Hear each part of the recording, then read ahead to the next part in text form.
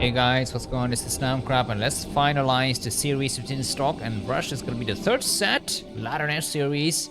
These games are just random practice game between these two guys. But Stork has been doing a lot of these games lately. He has been so diligent, so eloquent, so persistent in his ability to practice and to please his fans and mostly his wife. Rush, of course, was a strong player in the first two games. I'm going to spoil the results, so if you have not seen the results, go ahead and check them out. Rush wins one game, the first game, and Stork wins the next one. So the score is tied up 1-1. Then this final game would decide, which of these two players will triumph. The map is Dominator. Just quickly show you what this map looks like. One of my favorite maps because it's so balanced until it's not. Here's a photo of the map, and here are the map stats. So Dominator in general for Terran players is 50% against Protoss, so Protoss should expect a nice fair fight on this map.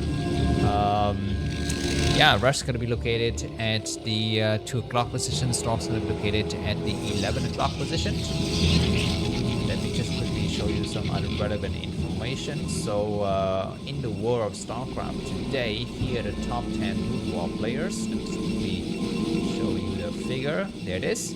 Snow is at the top at 1443, Rain is 1429, and after that we have the likes of Flash, Soma, Jadon, Light, Misu, Sharp, JYJ, and Soki. Soki is still up here. Wow, surprising, very surprising. He has not yet been playing like real Starcraft for more than a month, but he's still on this list, so that's cool. By the way, there's been a lack of Starcraft content because I think the pro gamers are busy preparing for the university events. They're training their trainees. Maybe that's what it is. So we have not had a lot of content to cast. I could not find a lot of games to cast. But anyways, we're going to be casting some now. And we're going to be having a skip to Dragoon here from Stork. Interesting. On this map, Dominator, usually we see the Protoss player try to go for early Zealot to box the Terran player in because it's reverse ramp. You can see here, by blocking this ramp with the Zealot, you can expand it a bit faster compared to your enemy. It looks like this time around, Stork's going to go directly into Dragoon, and Rush's going to be going for Marine first. There's the SV coming out to scout. Maybe I'll show you some interesting stuff. Yeah, sure, why not? Sure, why not? Let me show you. Wait, do I have the player card here? I do have the player card. So this is Stork's player card. Ba-dam! Wait, where is it? Where is it? It's not here. Sorry. This is Stork's player card. So his name is Sung Byung-gu. Dinotoss is his nickname, and he's born in 1988, which makes him 37 years old today. He is 180 centimeters tall, and of course he used to play for Samsung Kang. Now he plays for the YB team, and he's got a high number of followers on the various platforms. He's played in 15 ASLs, and his current ASL points is 2,800. His best runs, last best run was in quarterfinal of ASL Season 9. His ELO scores are averaging around 1,260s and 50s. They're quite good ELO scores, but not enough to be consistently in the top 10. So that's him. Okay, we're gonna be having this SCV escaping or what, and Stork's gonna get attacked by the Marine. He's gotta have the backup. He kills the SCV. Not bad. Sacrificing a few HP of the Dragoon for the SCV. Let me just quickly show you Rush. I have Rush's information. Actually, this is a bit of older information. This is before ASL Season 20 was played. Wait, no, this is not Rush. This is Ruin. What am I saying? I could not spell correctly. There it is. Rush. He's not naming himself. Oh my god, Vultures are trying to get inside of Stork's main base. Rush is Yu Young-jin, born in 1991. And 170 centimeters tall. He plays with CJ Enter, so same team as Snow. He now plays for the University JSU. He's got a small amount of Africa TV and YouTube subscribers, to be honest. He could have more. He's quite popular and handsome. He's played in 17 ASLs, and his best performance was second of ASL Season 14. His ELO score is averaging slightly better than Stork in the 1280s to high 80s and low 90s. So almost about to consistently break into the top 10. So that's what we have. Anyways, back to this game. What are we seeing here? Stork has gone for a triple gateway with observatory. Okay, he's fearing an early attack here because this is reverse ramp. Indeed, is it going to be an early attack? It is quite early because it's double fact. Now it's single factory. The second factory has only not just started. But Stork is gonna just try to create a wall for himself. His triple gateway will start to produce a lot of dragoons. His observer should be coming out momentarily. There it is. And behind this, Rush gonna back up. Rush did not waste any money to build an entry, but yet I don't see it now. I see it down there in the corner. Okay, where are the Marines that are? They're gonna start to hide inside the bunker. But for now, Rush has stopped all of these bases from going up. Very smart. Okay, Stork is accumulating a large amount of dragoons. What is he thinking to do? Is he gonna try to strike before siege mode is done? Siege mode is not being researched. This is vulture speed. There's his observer, and Stork's gonna come out and clear this this high ground. You know, I feel like sometimes Stork need to kind of walk past the mine and go and you know try that kind of build that Best does sometimes, which is to fake going for having no observer, but you already have observer, and you move everything past the mine and attack right in front of the Terran's front door. Anyways, observer is here, but the expansion comes out and there's siege mode. As you can see, Stork is playing quite conservatively. He went for triple gateway, he went for observer first, and then he expands. And Rush is feeling quite safe with this. Behind this, he's got some turrets. He's got siege mode about 60% done. He's gonna have to make a few more here and here. But even without those turrets, he's feeling just fine. What are those vultures looking to do? I'm not so sure. I guess they want to go in here, but Stork is blocking it nicely. Alright, looks like observers are moving around on the map. They need to clear these mines. Stork is slow to move his dragoons over. 4 vultures are looking to go for some kind of attack. Do we have a starport? We don't have a starport, which is going to be having an armory, so upgrades going to be coming up here, but Stork will start to saturate his brand new base. Excuse me, yeah, Stork's gonna start to saturate his brand new base. And Tech Elite's base is interesting because it's very close to Terran. Very close to Terran, and looks like he's gonna try to go through. There's some dragoons blocking. The proceed to run away. The vultures could not find any openings. They might come back though. No, and they decided against it. He will go towards the side of the map. We have an observer here to spot. Very nicely done here from Stork. He didn't lose any probes at all. He will wall himself up behind his God observer, nicely placed in the various locations. Once again, let me review Stork's hotkey for you. Number 1 is the 4 dragoons. Number 2, number 3 is once again on the core. Why? I guess because you want to be close to the robotics. Is that why? Number 4 is the Nexus. Number 5, number 6, number 7, number 8, 9, and 10. Okay, 0 is on the robotics. That is like me. I always put 0 on the robotics. I put 9 on the shuttle. Anyways, probably not put anything on the shuttle, right? Not that I can see of. Anyways, we're going to be having Templar, City of Badun and Forge, so the game is going to stabilize. Stork with his 3 bases are looking very good. Observer is going to be in the right location here, and looks like a lot of turlish behavior here from Rush. He's sitting back home waiting, of course.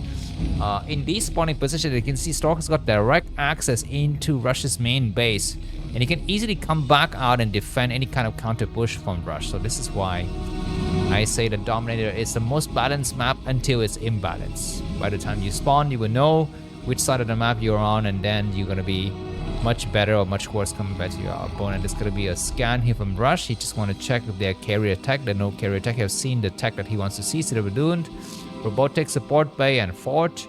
And it looks like we might have a major push here from Rush. There's a nice scan to see the observer.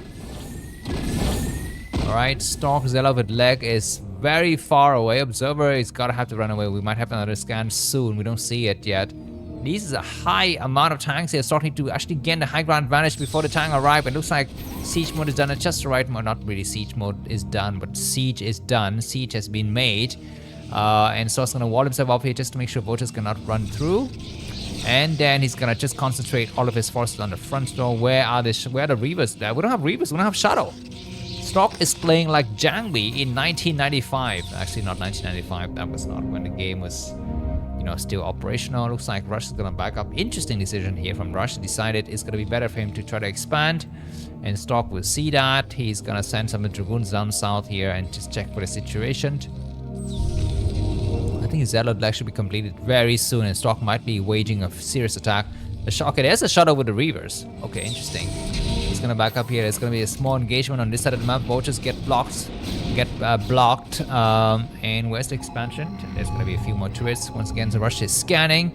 Vulture's looking for openings, but Stork has got everything covered. We don't have any cannons, but okay, another expansion come down from Stork. I think this might be an overcommitment. I believe this is Stork is possibly not ready to take this expansion right now, but maybe he feels ready. He's got Templar Archive being resurging right now, and he's got Forge +1 about to complete. SC is getting sent towards his base, so okay. I think it's quite standard. I thought Stork's base is way too early with this command center has floated over here, so both players gonna have 3 and 4 bases respectively. Stork is looking forward to go for major attack before High Templars could become an arsenal of choice. He's got a lot of gateways. He's gonna come forward. Let's do a quick army control group here. Control group 1 and control group 2, 3, 4, and then the rest are all just gateway. He's gonna attack, and there's gonna be some tanks on the high ground. He's gonna start to attack right now. Where's the shadow? The shadow's gonna land. The Zealot's gonna walk right to the minefield. He's gonna walk right through here, and looks like the Reaver's gonna do some shot. The Shadow's gonna be very careful. It's gonna be a nice attack on the tank. The Reavers are still alive. Pick up both of the Reavers and save them for another engagement later. The Reaver's gonna try to attack where exactly the tanks have started to shout. Only 1 Reavers remain. Both Reavers are down. And now we're gonna be having tanks shouting the rest of the forces, and Stork will lose the bulk of his Zealot. He has traded 2 Reavers for what exactly? For a few tanks. It would have been better for the Reaver to actually target the SCVs. Once the first 2 tanks are down, it's going to be much better for him to attack the SCV. But anyway, Stork is looking forward to expand once again. He is transferring probes towards his new base. We're looking at the 12-minute mark again. Stork and Rush got about the same number of supply. Looks like Rush has decided this is the time, now or never. We're going to live forever. Tanks moving forward with +1. Weapons +1 armor is a little bit far, under upgrading. Stork also has got his +1 weapons, gonna back up. High ground advantage is in favor of who? I guess both players have their own high ground advantages. Where are the High Templars? There they are. I think energy is done. Research is done, and Stork's gonna make additional gateways, and looks like there's gonna be some vultures coming on this side to try to snipe this expansion. Observer have seen them. So Stork's gonna be super careful to come out on this side of the map. We might have some more cannons, and looks like look at this huge siege line from Rush, looking very devastating. And Stork, what can he do? Probes gonna have to come out here and support this area. So there's gonna be a few more scanned by Rush. He's looking around. He's gonna come forward. Okay, look at this, guys. Rush has got a bunch of tanks sitting at home, not being used at all, but he's still doing okay. Anyways, probes need to get transferred to this brand new base, and looks like there's gonna be a major attack. There's gonna be some high temperatures. Where the shadow? I think the shadow was sniped. I think so too. Anyways, there's gonna be a nice attack, and Stork might actually land a few more storm. Not bad. This storm hits about 3 or 4 vultures, and then it even hit the SCV, so no more turrets in that part of the world. It's gonna be having more shuttles, right, being made in the corner, because Stork is gonna be flying speed shuttle on this other side to go for counterattack. Interesting idea. There's a couple of tanks, but there are no. Oh wow! This is amazing chance for Stork to do so much damage. He will cast so much storm. He's gonna land a great storm on the SCVs here. He gets how many tanks destroyed? There's gonna be another great storm to clear everything. But looks like Stork is gonna be losing the expansion. Need to actually clear this base right now. The cannon is down. The cannon is down, and the tank is actually not taking advantage of this decision to attack.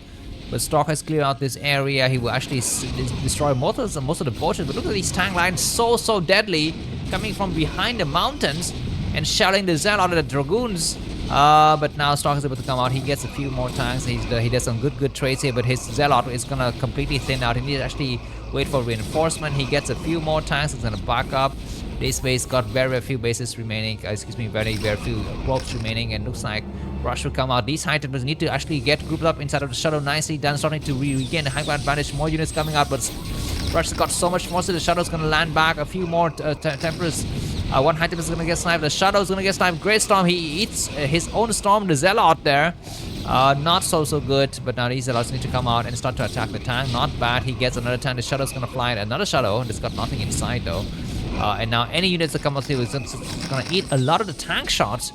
And Stork is actually not migrating his unit. He might come out with another storm. I'm not so sure exactly. There's going to be an Archon to buy sometime once Shadow gets sniped. But Stork is running out of option. His army is sitting out like crazy. He's got a new base though, so that's good. But as you can see, he's not remaxing fast enough. The tanks are within reach of these pylon walls. No, not yet. Not yet, but Stork is going to lose a Nexus. There's going to be some Zealot bombing. What's inside the Shadow? He's got a few Zealot, but not enough. And now any units that come out here is going to eat a lot of the tank shelling power. So great attack here by Rush. I think the game possibly might end soon. Rush is leading by about 15 to 20 supply. We have a Dark Templar. There's going to be a scan. There's going to be a scan for sure. There it is. I think that was not a scan, but just a splash damage. And Stork is running out of ideas. He's got a few more Dark Templars coming out, but these are just single attack. You're not able to do major attacks. And now the tanks are within reach of that cannon and their simulator and everything else in between. Great scan. Great scan. We might have a Mind Drag. No, not successful. Why do you send 4 Dark Templar out like that? Not very smart. And as you can see, Stork is actually not using his APM correctly. He might cast a Storm. No, he doesn't have enough energy. And GG from Stork. Rush has win the third set. If you enjoyed this cast, feel free to buy me. Confident that's going to be a bit of success soon. Bye-bye.